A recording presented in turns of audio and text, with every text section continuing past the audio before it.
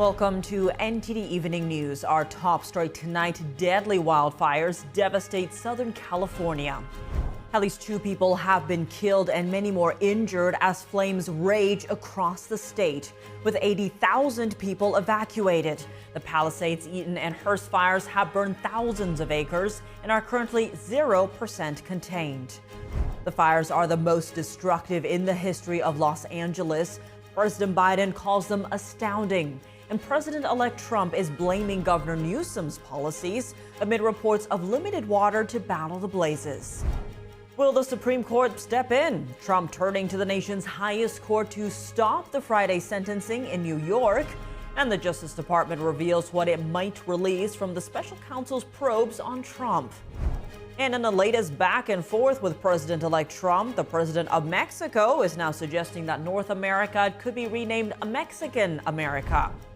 President-elect Trump joins the visitors paying their last respects to former President Jimmy Carter today.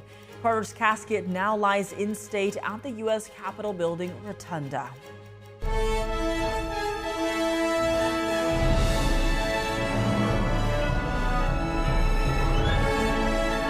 This is NTD Evening News. Live from our global headquarters in New York City, here's Tiffany Meyer. Good evening, and thank you for joining us tonight. Deadly wildfires are raging across Southern California, prompting the mandatory evacuation of over 80,000 residents. NTD's Christina Corona is live at the scene of the Eaton fire. We're here in the city of Altadena, where the Eaton fire has now scorched over 10,000 acres. Hundreds of homes are being burned to the ground. As you can see behind me, you can actually hear the pops of pieces of the home falling all on this street of Mendocino. LA fire officials gave an update on the blaze at a morning press conference. We have over 500 personnel assigned, and unfortunately, we have 2 reported fatalities to civilians.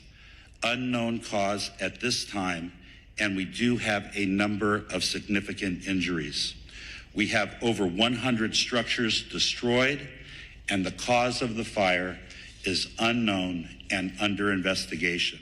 The Eaton fire began Tuesday around 6 p.m. near Altadena Drive and Midweck Drive above Altadena. It has destroyed over 100 structures and is now threatening about 13,000 buildings. The Pasadena Convention Center, Arcadia Community Center, El Camino Real Charter High School, and Westwood Recreation Center are all serving as evacuation shelters for fire-affected residents. As of Wednesday morning, nearly 400,000 Californians were without power, including 260,000 in Los Angeles County amid fires, with tens of thousands more affected in nearby areas. California Governor Gavin Newsom has declared a state of emergency, cautioning that the strongest winds are anticipated to occur between 10 p.m. Tuesday and 5 a.m. Wednesday. President Biden has announced he will also sign a federal emergency declaration. One resident who assisted his parents with the evacuation said they were fortunate their home didn't burn down.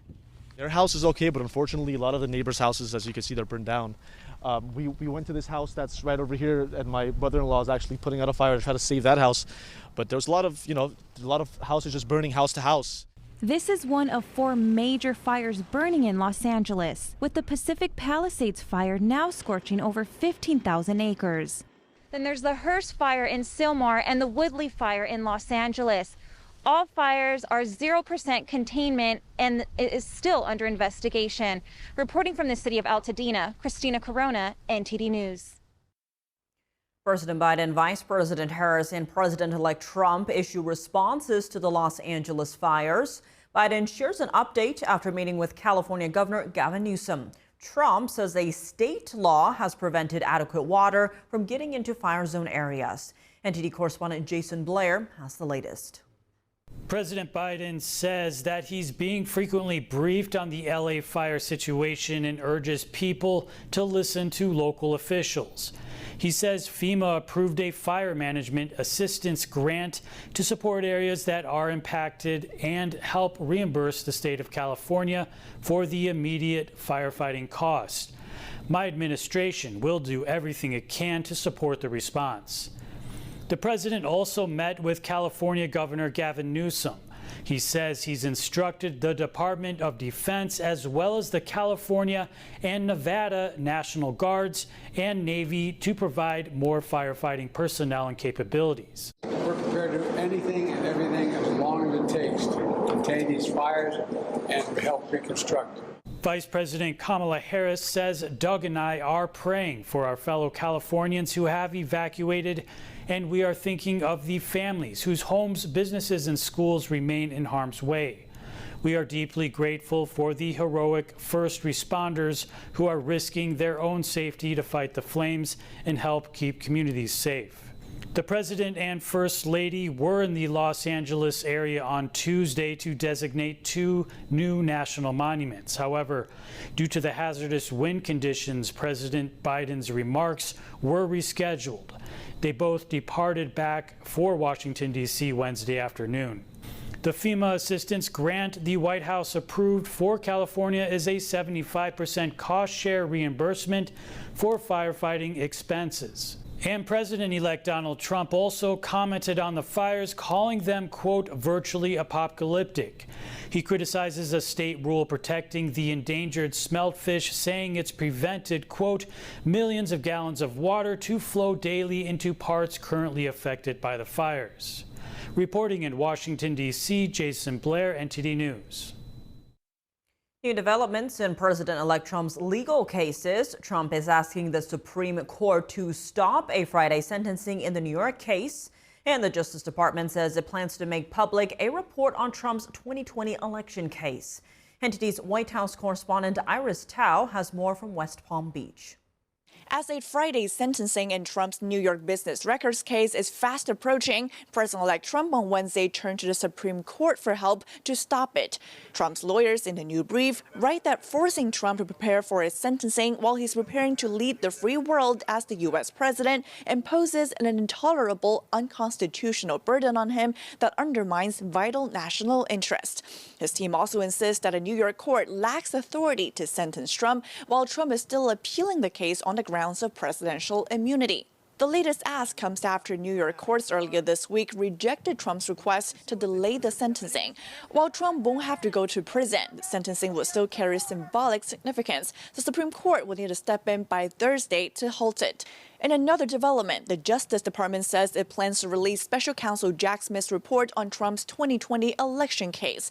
But the part about Trump's classified documents case will not be made public, as 2 former Trump aides are still active defendants. It comes after Trump argued that the release of the entire report will interfere with his transition process and hurts the institution of the presidency. And it'll be a fake report, just like the investigation was a fake investigation, because it was a fake case against a political opponent. They thought they were going to use this to beat me. The Justice Department has already dropped its cases against Trump, as Trump is set to become the president, and the department's longstanding policy states that it cannot prosecute a sitting president.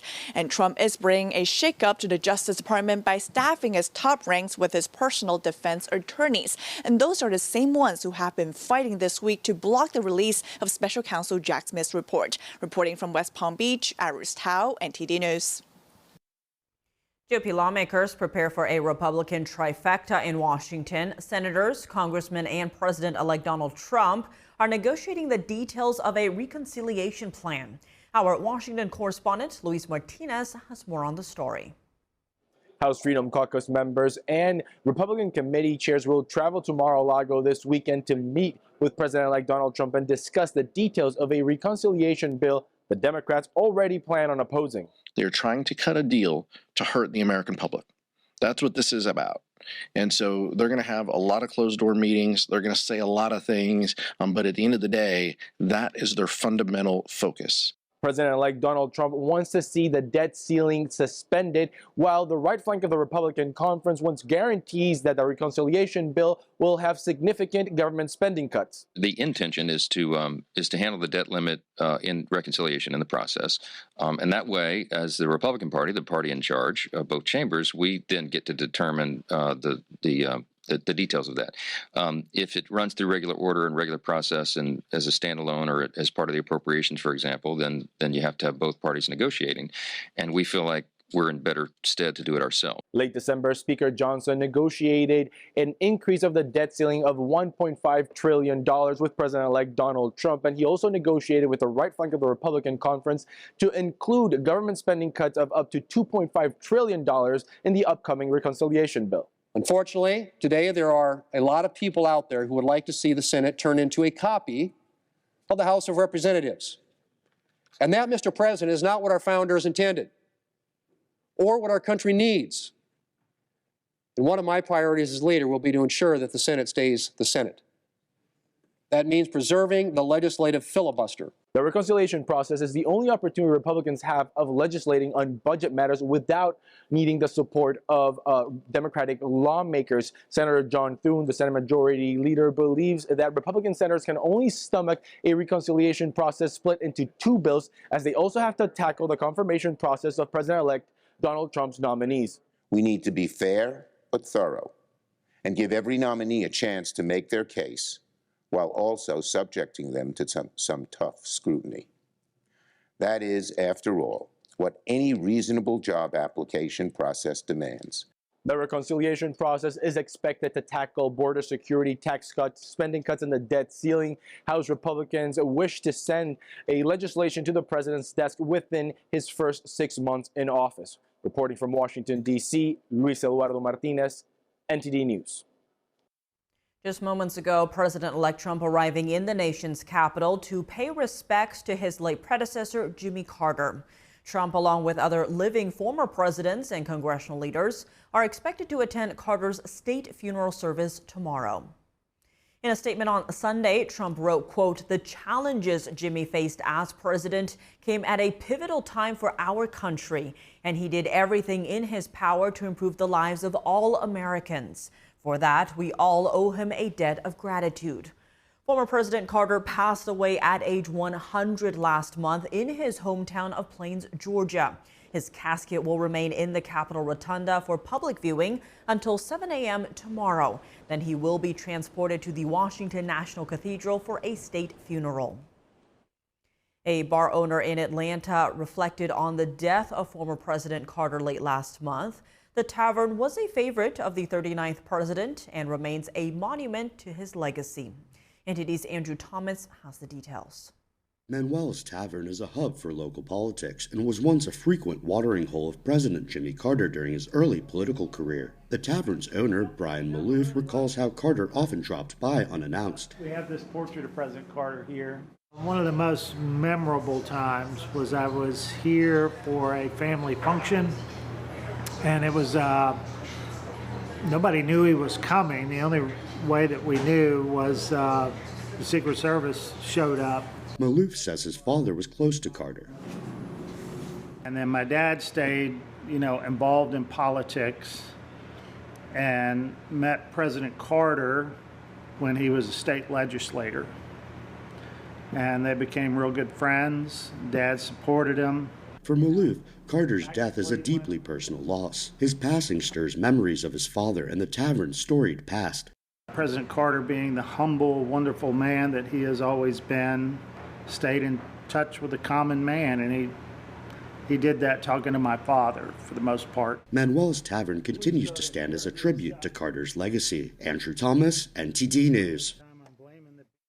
We'll have live coverage of President Jimmy Carter's state funeral happening tomorrow at the Washington National Cathedral. President Biden, as well as all 4 living former presidents, are expected to attend the funeral. Tune in at 9 a.m. Eastern Time tomorrow, right here on NTD. Coming up in the latest back and forth with President-elect Trump, the president of Mexico is now suggesting that North America could be renamed Mexican America. And what do everyday Americans think of Trump's plans to shake up the geopolitical landscape? Sam Wong brings us reactions from the National Mall in D.C. after the break.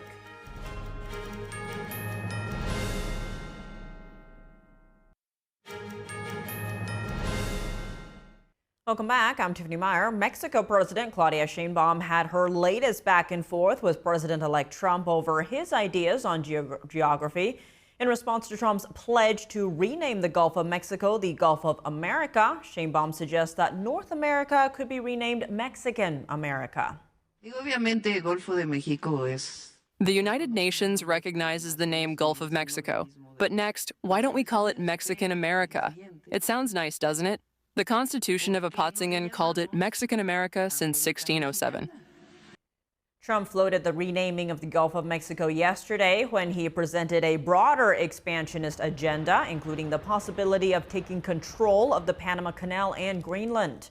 Sheinbaum jousted with Trump in recent weeks and used her daily press conference to give a history lesson flanked by old maps. Sheinbaum also denied Trump's claim that Mexico was run by the cartels and said her country is addressing the security problem. Despite the back and forth, Sheinbaum reiterated that she expects the two countries to have a positive relationship. Just days before his inauguration, President-elect Trump outlining his plan to shake up the geopolitical landscape, his intentions ranging from purchasing Greenland and the Panama Canal to renaming the Gulf of Mexico. Do these ideas sit well with everyday Americans? NTD's Sam Wong was out on the National Mall in D.C. to hear from them. What do you think about Trump's plan to purchase Greenland and the Panama Canal? Shows he has no tact whatsoever, and he's just on another planet with his mind. The Chinese are taking over a lot of the world. They're doing it with money. Let's just buy Greenland, and that gives us a nice base of operations. And apparently, there's a lot of mineral resources there that are untapped at this point. I'm from Denmark, and I think he hasn't really understood the fact that Denmark doesn't own Greenland, so we can't really sell it. So many Americans died there building it. Why wouldn't they sell it for $1? And how about Greenland? What do you think about that, buying Greenland? Greenland for security, I think its proximity to the U.S. And nothing is happening there. Why not? You know, I thought the message of the election was issues closer to home, the economy, the price of gas, the price of eggs, things like that. So now that we're really focused on annexing the Panama Canal, taking over Greenland, it just seems like a really odd change of pace to me. How about Trump's idea to rename the Gulf of Mexico to the Gulf of America? I hadn't heard that one, but that's another good joke. It is what it is. I couldn't care less either way. I live in Florida, so... Changing name is no big deal at this point. Just do something. Get rid of the corruption. I mean, I think he's only going to rename it for America then, because I think the rest of the world is going to keep calling it the Gulf of Mexico. I don't think it'll happen, but it's pretty funny. The Canada idea, first of all, it couldn't be the 51st state. It's too damn big. Yeah. And there's already, 3 provinces up there, so you got to break it up a little bit. Sure. But you're open to it. But I'm open to it. They got good beer up there. It's okay. Italian journalist Cecilia Sala has been freed from detention in Iran and is on her way home. The 29-year-old was arrested in Tehran on December 19th. She was held in solitary confinement at the notorious Evin prison. Prime Minister Giorgia Meloni's office confirmed her release today, expressing gratitude to those who helped secure her return. Meloni visited Florida over the weekend to meet President-elect Donald Trump. While no specifics were shared, Italy's deputy prime minister revealed that Sala's case was discussed. Meloni is expected to greet Salah in Rome later today. Salah's detention followed the arrest of Iranian businessman Mohammed Abedini in Milan. Abedini was accused of supplying drone parts linked to a deadly 2024 attack in Jordan that killed 3 U.S. service members. Iran denies involvement. Israeli troops today recovering the body of a hostage in Gaza. The Israeli military reports the hostage's son may have been killed as well. The body of Yusuf Ziyadni, an Israeli Bedouin taken hostage by Hamas on October 7th, was recovered from a tunnel in Gaza. The cause of his death remains unclear, but it's believed not to be recent. The Israeli military is now determining if another set of remains belongs to Yusuf's son, Hamza, who was also taken hostage. Prime Minister Benjamin Netanyahu offered his condolences after the news broke. He says he hoped and worked for their safe return from Hamas's captivity. At least 13 civilians are reported dead after an alleged Russian attack in Ukraine. This comes as Defense Secretary Lloyd Austin is hosting a meeting on Ukraine in Germany today. Here's the latest and a warning. This report includes footage that some viewers may find disturbing. A Russian guided bomb killed at least 13 people and injured 29 others on Wednesday. That's according to local authorities in southeast Ukraine, who say the number of victims could rise. With 2 guided aerial bombs, Russia aimed for a residential district. As of now, we know of 13 dead. High-rise apartment blocks, an industrial facility, and other infrastructure were damaged in the attack. The debris hit a streetcar and a bus with passengers inside. The bus driver recalls the moment of the attack. People were leaving their shift through the main entrance of the Enterprise, and that's when the attack came. There were 2 very loud explosions. I see that people were killed inside your bus? Yes, 2 people were killed and 2 others were wounded. 2 were killed. This comes as Defense Secretary Lloyd Austin is in Germany. He arrived at the U.S. Air Base in the western town of Ramstein earlier on Wednesday. Austin is there to host the Ukraine Defense Contact Group meeting.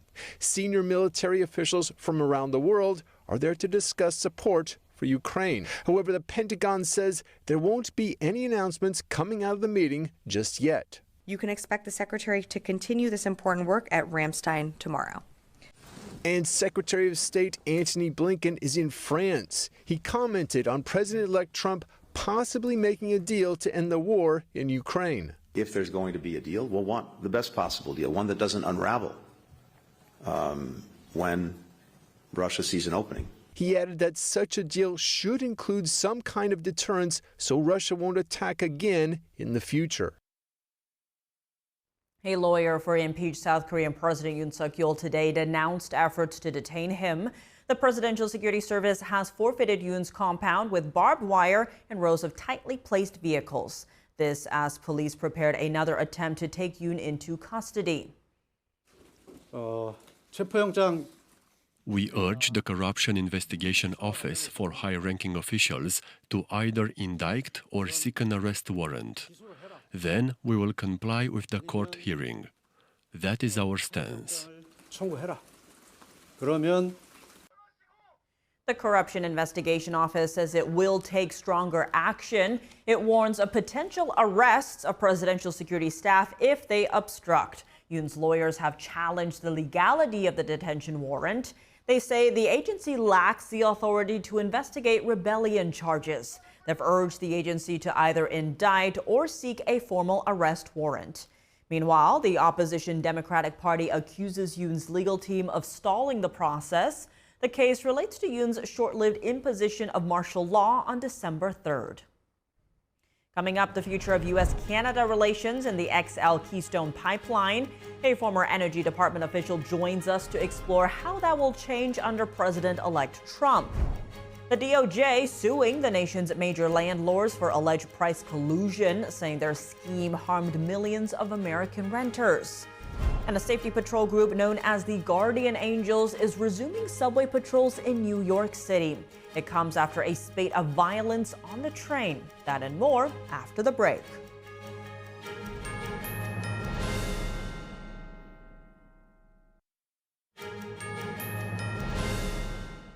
Welcome back. If you're just joining us now, here are some of today's top headlines. The rapidly expanding wildfires in Southern California have killed at least 2 people, forced over 150,000 people to evacuate, and destroyed more than 1,000 structures. The fires are currently 0% contained, and officials warn that the situation could get worse. President-elect Trump asked the Supreme Court to call off sentencing in his New York criminal case scheduled for this Friday. Trump's lawyers argue the sentencing would wrongly restrict him as he prepares to take office. Mexican President Claudia Sheinbaum pushed back against Trump's pledge to rename the Gulf of Mexico the Gulf of America. She suggested that North America, including the United States, could be renamed Mexican America, a historical name dating from the 1600s. Former President Jimmy Carter lies in state at the rotunda of the Capitol for public viewing. President Biden and Trump will attend his state funeral at the Washington National Cathedral tomorrow morning. The DOJ suing America's largest landlords over alleged price collusion. The department says the scheme harmed millions of American renters. Here's the story. The Justice Department is suing the nation's largest landlords over an alleged scheme to set prices. Price collusion is illegal. It theoretically creates higher prices for renters, prices higher than what the free market would have created. The DOJ accused property management firm RealPage of facilitating the collusion. It says landlords shared pricing data with RealPage's software, which then recommended allegedly unfair prices. NTD reached out to RealPage but did not hear back before airtime. The DOJ says these landlords operate more than 1.3 million rental units in 43 states and the District of Columbia. The department alleges their actions harmed millions of American renters. One of the firms, Cortland, agreed to settle with the DOJ.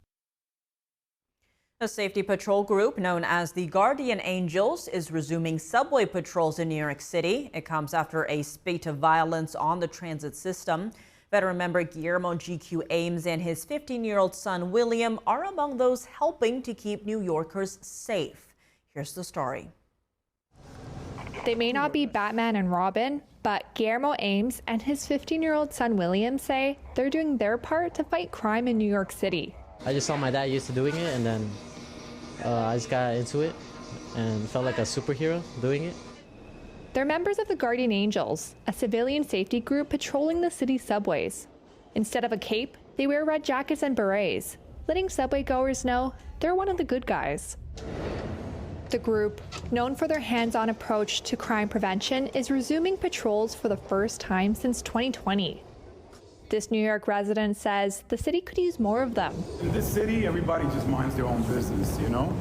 And we need more people like that, they'll stand up for other people. I bet you those guys, if something were going on, these guys would step up and do what they have to do, Majority, look at the lady that burned on the train, for example. He's talking about the case of Debrina Kawam. In December, the 57-year-old appeared to be sleeping in a subway car when she was set on fire and killed. A 33-year-old Guatemalan national was charged with her murder and arson. What are you going to do when somebody's on fire? But at least try something, you know what I mean?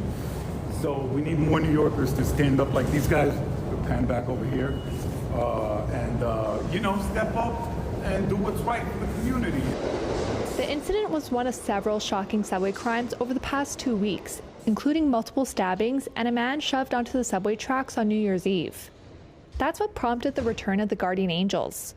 58-year-old Ames is a veteran member, having joined the group in 1983. You have to have a heart, to help out. It's not an easy job, I mean, to take, work 8 hours, sometimes I work 15 hours, and I'm still in the train, and I got to be at work at 6:30 in the morning. It's amazing. Protect the people, and, this city is a bunch of crimes, and we just want it to be safe again. Canadian Prime Minister Justin Trudeau is resigning as the leader of the ruling party and will stay on as Prime Minister until his party elects a new leader. How will U.S.-Canada relations look under Trump and a new Canadian leader? Joining us now to discuss is Bart Marcois, former Principal Deputy Assistant Secretary of Energy for Policy and International Affairs. Bart, thank you so much for joining us. Good to see you again. Now, the Canadian Conservative Party is amplifying their message that all Liberal lawmakers are tied to Trudeau. A Nanos poll released this week shows that Conservatives have a 20-point advantage over Liberals in voter support, with jobs and economy top of mind. Now, this as Trump is threatening Canada with tariffs. What kind of changes to U.S.-Canada relations, if any, can we expect from Trudeau and his party while Trump is in office? I think that Trudeau's stepping down will pave the way for a much closer relationship between President Trump and Canada. Prime Minister Trudeau has been a tragedy. He's been a disaster, a catastrophe for Canada. His approval ratings personally are below 20%, and I think I think it's true what the Conservatives say, that the members of his party are tied to him very tightly.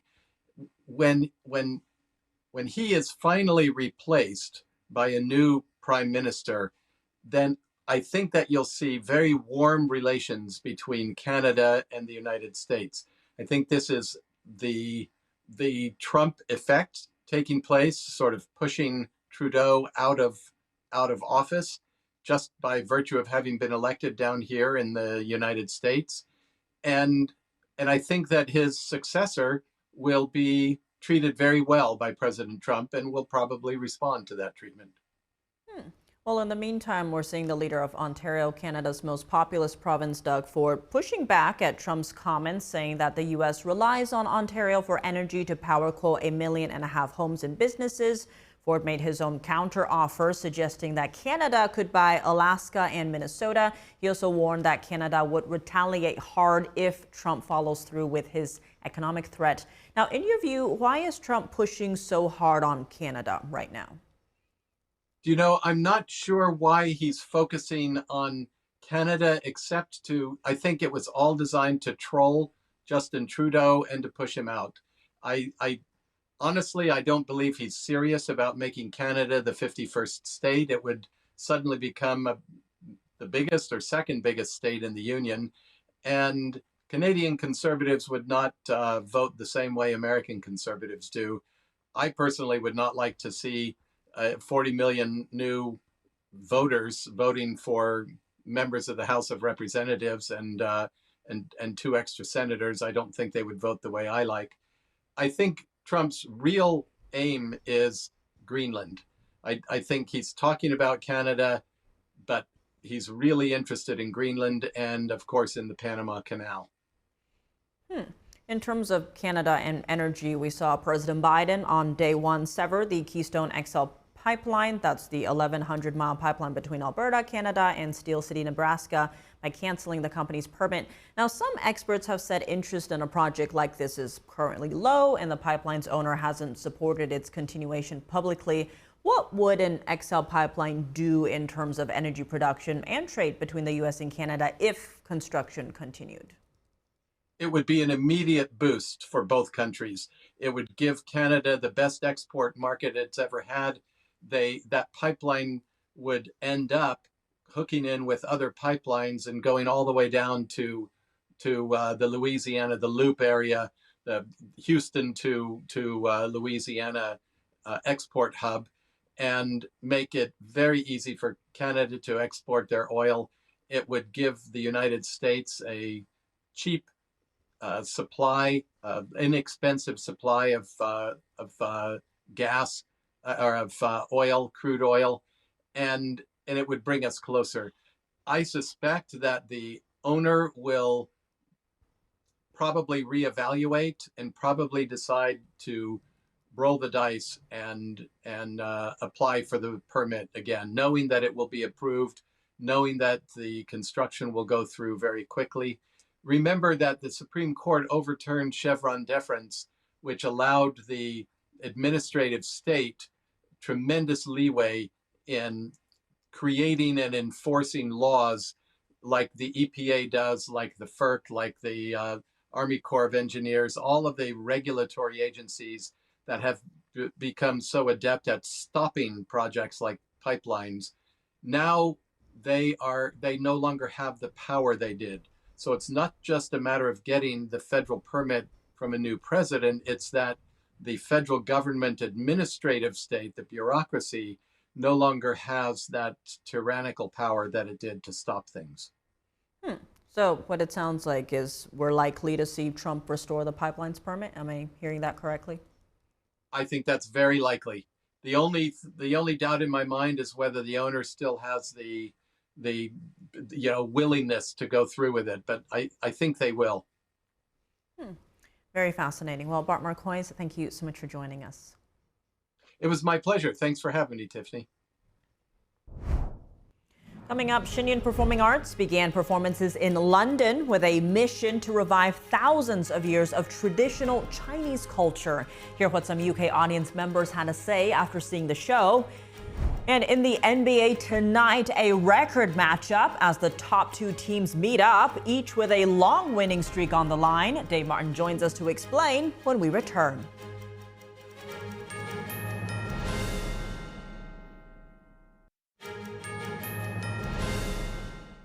Welcome back. I'm Tiffany Myers. Shen Performing Arts took to the stage in Britain's capital city, where one audience member said they wish they could rewind the dancing to make sure the magic was real.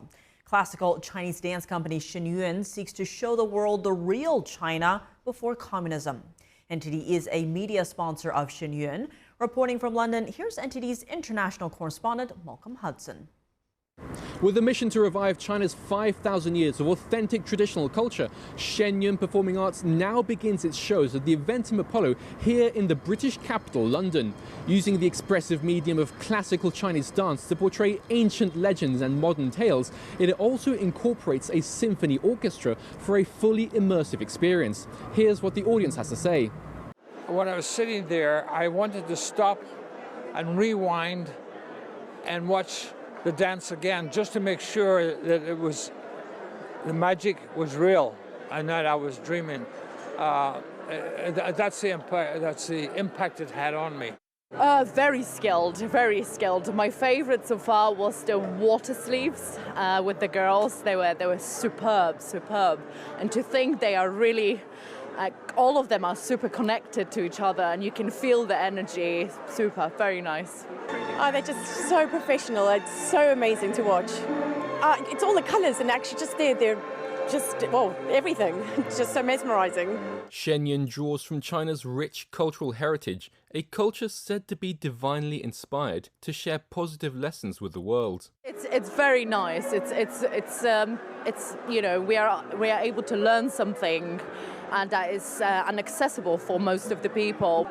I like the fact that it's based from before communism, and quite interested in the concept of the spiritualism behind it. I appreciated the approach and how they delivered it, and a number of the key things that they said, which are quite spiritual. I've seen many shows around the world, and you know, there's nothing like this. It's got to be in your bucket list. Before you kick the bucket, you've got to actually see this show. Shows in London continue through to January 12th. NTD News, London.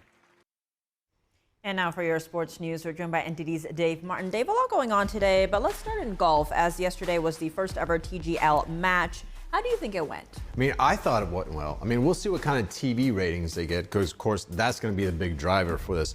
But, I mean, if you want to watch this, it has to be on TV, either, you know, weeknights or weekends to get the big ratings. But real golf, of course, really can't be played under the outdoor lights like that. I mean, the ball is way too small for the viewer to see.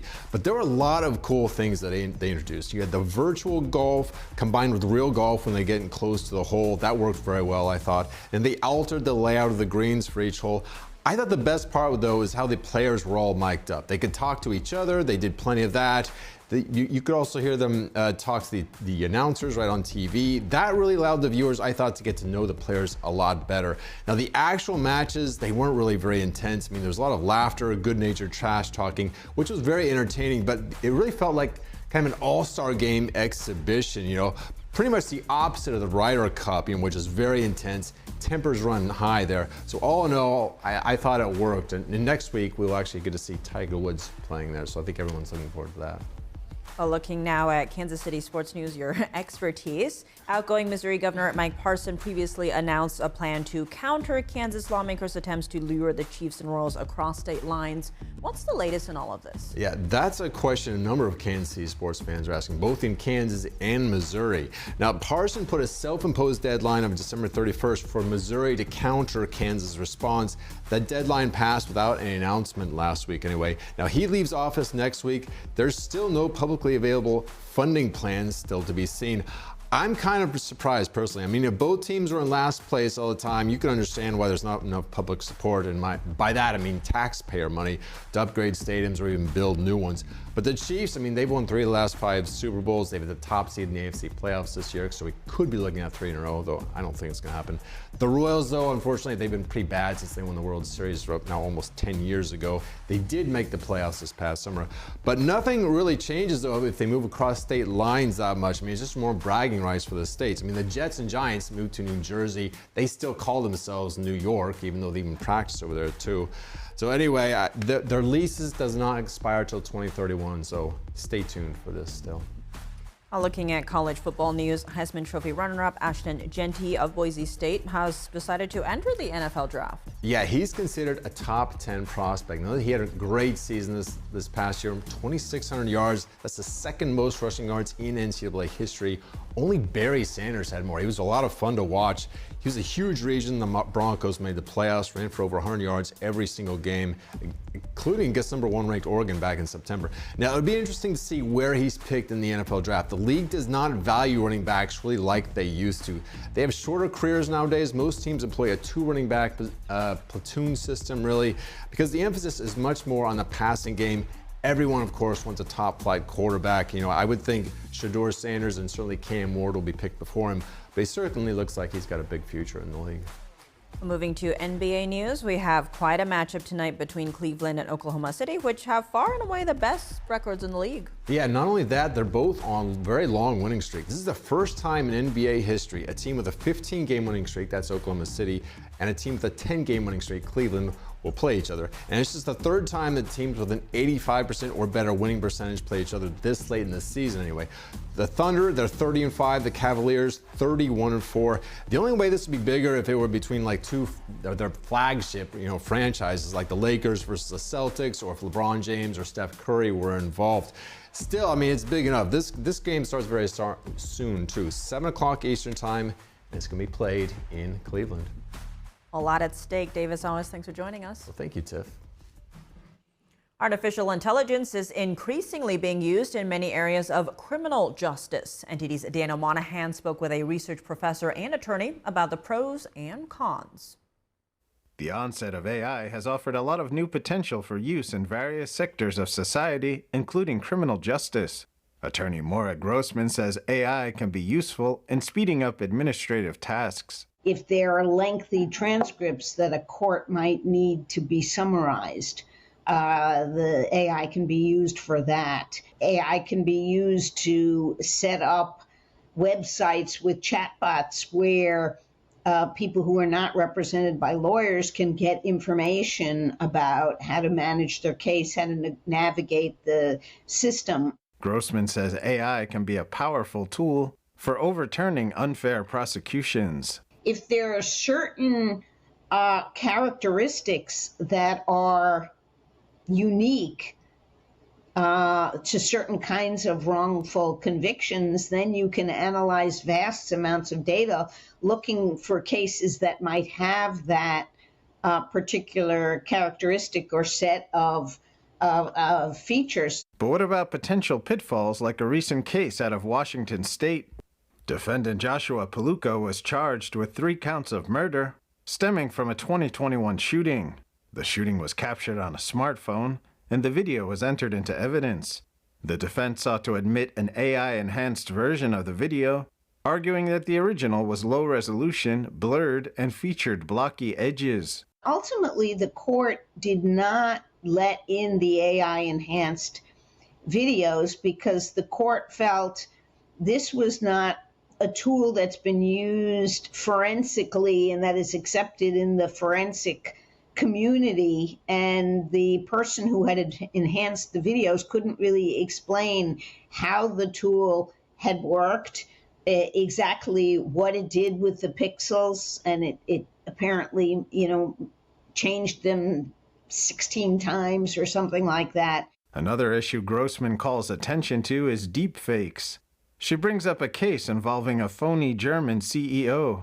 Somebody got a call, somebody at a company, a subsidiary, got a call from what he thought was the German CEO of the company telling him to move 200,000 sterling into a Hungarian bank account.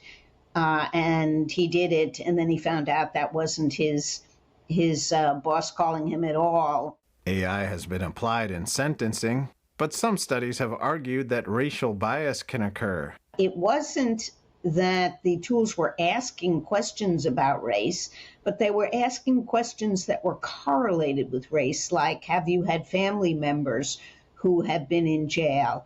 How many of your friends and associates have been arrested for drug use? Things like that, which tend to be highly correlated with race. From data crunching to overturned convictions to deep fake abuse potential, AI presents many challenges along with potential to change lives. Daniel Monahan, NTD News. And that's all for today's news. For round-the-clock coverage, visit us at ntd.com or download our NTD app. Thanks for tuning in. I'm Tiffany Meyer. Good night.